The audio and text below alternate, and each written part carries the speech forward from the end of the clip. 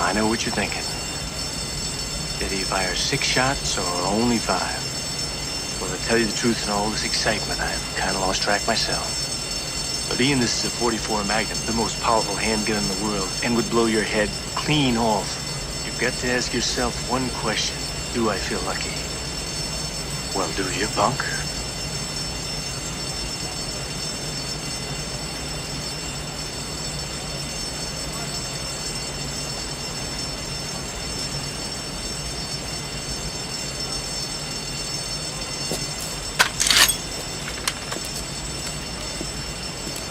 Hey,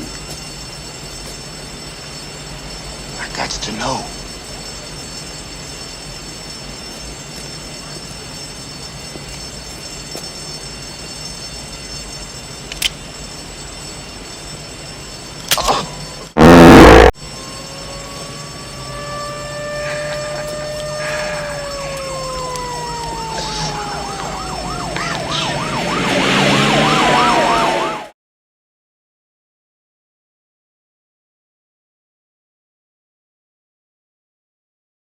Book 1, Genesis, Chapter 4, A Death in the Family, Part 1.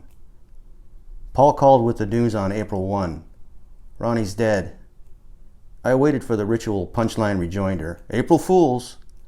But Paul was crying into the telephone. Ronnie was dead. Ron Milfeld was a founding member of the Independent Rocket Systems General Partnership. I met Ron once, some years before finding God at Paul's bachelor pad, back when Paul was static firing ostensible pipe bombs in my parents' backyard. Milfeld was 30 years old the first time he bought gasoline from a teenage pump jockey named Paul McEwen. Ronnie could make anything out of a piece of metal, Paul now haltingly said, fighting raw emotion. He was a genius with his hands. In 1977, Ron was working in his father's welding shop about 2 blocks from the gas station where Paul was earning just enough to keep himself in shoes and us in weed. A fast friendship developed from a mutual love of high-powered drugs and engines, and Paul's illegal firing soon moved indoors, his rocket bombs bolted to test stands welded in Ron's father's shop. Now, at 47, Ron's heart had exploded in a final cataclysm wrought by 3 decades of stress and overindulgence. Ron Milfeld checked out the same way he'd checked in. Naked and wet, Ron emerged from an evening bath and collapsed in a hallway before his wife Joyce. Ron's body would be buried on Good Friday. Paul assumed charge of the funeral arrangements after a devastated Joyce retreated into seclusion, and Ron's father focused on the distasteful business of picking clean the bones of his own son, seizing Ron's truck and tools, and attempting to legally wangle a slice of the life insurance pie. The senior Milfeld's disdain for high-powered experimental engines was notorious within the local rocket community, and his seeming indifference to Ron's passing was reflected in his demand of Paul. "I want all that rocket shit out of my shop." His loathing of a bearded and long-haired Paul McEwen had reached a boiling point. He was certain Paul was the incarnation of the devil, sent forth to Earth expressly to corrupt his son Ronnie and blow up his business, casting his welding shop into a lake of fire on the wings of a McEwen-designed solid-fuel rocket motor. On the telephone, Paul collected himself enough to order an emergency IRS headquarters meeting in 72 hours. "I'll buy the beer," I offered. "Things are going to be rough without him," Paul sniffed, "but we'll make it. We have to." 3 days later, I sat on the shaded hood of my car, with beer in hand, awaiting the arrival of Paul, Lauren, Ted, and a few new rocket team members. Headquarters was gripped by an unseasonably oppressive heat wave, so I had moved most of my furniture onto the front lawn beneath a magnolia tree. Sofa, chairs, and end tables supporting cheap lamps linked to extension cords in accommodation of the Rocketeers attending in deference to Ronnie, to plot our final farewell. I leaned back against my windshield and laughed at the incongruity of the scene, a natural landscape dotted with artificial structures. I spent a few ponderous and recumbent minutes atop the car before the vision in black marched up the driveway. The world moved faster after each technological advance, I was thinking, in direct contradiction to any conventional wisdom that made any sense to me. Agriculture and improved hunting techniques had afforded our earliest ancestors the freedom to grow. Surely we all should be, by now, roosting atop automobiles and waxing philosophic as the fatted beneficiaries of human invention, freed to challenge new improbabilities, or to just wallow in gross corpulence. I took a long swallow of beer. It drew closer, the black vision, with a definite shine now gleaming from top left. Neo-Nazis was my first thought. A man and woman in dress resembling paramilitary uniforms, striding purposely through the dazzling sunshine. Adolf and Ava, perhaps? Whoever they were, I noted, they were definitely on the same team. Identically clad in black t-shirt, black jeans, black jack boots, and black wraparound sunglasses. Each clutched a black leather jacket. These folks have got to be lost, I remember thinking. I hoped they would ask for directions, otherwise I was probably in the midst of what the media was lately calling a home invasion robbery. Yes, the world was moving ever faster, and today it was wound with such tension that even thieves could no longer afford to wait until you were gone before burgling your home. In these modern times, you could be brutalized by National Socialists right on your own property. No train ride necessary. Ava was now close enough for me to detect a sly smile beneath her blonde page boy.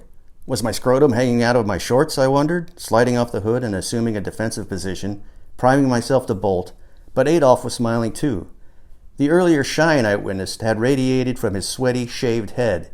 He held a 12-pack of Coors Light beer in his Sig Heil hand. "Is this where the rocket meeting is?" he asked. "Ja, mein Führer!" I nearly yelled. Adolf turned out to be Rod Milliron, a UCLA chemistry professor. Ava was Randa, his wife and aspiring film director. After our introduction, they eyed the makeshift living room set in the yard. "The house is like an oven," I explained, suddenly biting my tongue again before I could rattle off some twisted and surely incomprehensible Auschwitz Holocaust joke. "Welcome to headquarters. Or perhaps you two would be more comfortable in my bunker." A calamitous noise broke my unease at receiving the German high command, these new people, my new friends.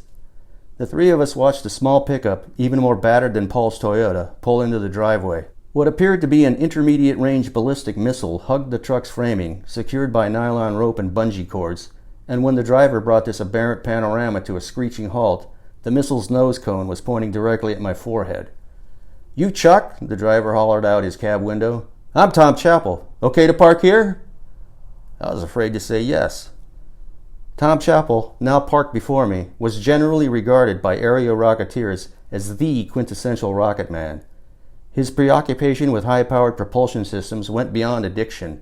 On numerous occasions, his famed adrenaline kept him awake for days, casting propellants, distilling rocket fuel, or machining injectors in his father's machine shop, readying rockets for test or launch.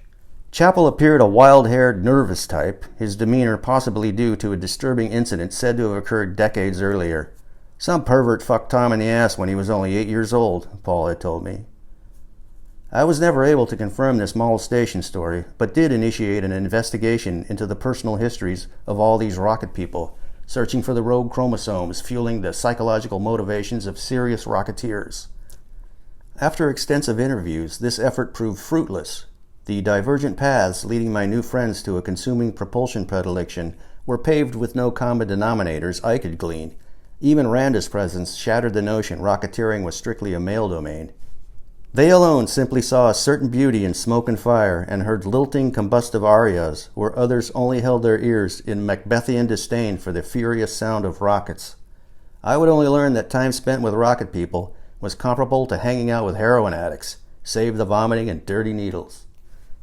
Tom, Rod, and Randa were already acquainted through their membership in the Pacific Rocket Society, the oldest organized group of amateur rocketeers in America. The missile atop Tom's truck was the Pathfinder, the tangible result of a $10,000 grant from the National Space Society, a Washington, D.C. space lobby group intent on financing an amateur-built 50-mile rocket for launch later this summer to coincide with celebrations surrounding the 25th anniversary of the Apollo 11 moon landing. The PRS had cashed the NSS check and foolishly attempted to build a pair of rockets capable of achieving the magic 50-mile mark. Rocket men are preternaturally consumed with the concept of redundancy, and 50 miles is the United Nations recognized border of space. Political infighting over the grant monies halved the group, with one faction attempting to develop a liquid oxygen tube bundle rocket, a complex machine of 7 ganged motors resembling more a 19th century Gatling gun. The remaining members signed on with Tom and his 6-inch diameter nitric acid and turpentine design, the division dooming both projects to a purgatory of perpetual incompletion once the money inevitably ran out. "The NSS tried to buy a Cadillac with $100, Paul had laughed, and the PRS tried to make 2 of them with the money. Paul's own rocket team was an offshoot of the Pacific Rocket Society. Frustrated by the demonstrated do-nothing mentality of the PRS, Paul abducted their best and brightest and formed his own team of rocketeers, much in the manner of an earlier breach that saw a nucleus of PRS engineers and technicians abandon the club to form Jet Propulsion Laboratory, today's mission control for all U.S. deep space probes. Tom, Rod, and Randa were here at headquarters, seeking the same sort of asylum. With both PRS project teams currently scrambling for funding and volunteer labor, it was obvious Neil Armstrong would have no amateur rocket fly on his behalf this July 20. At least no rocket developed by the Pacific Rocket Society. Tom had approached IRS hat in hand to ask for Ron Milfeld's welding expertise and to fire the Pathfinder under our licensing auspices.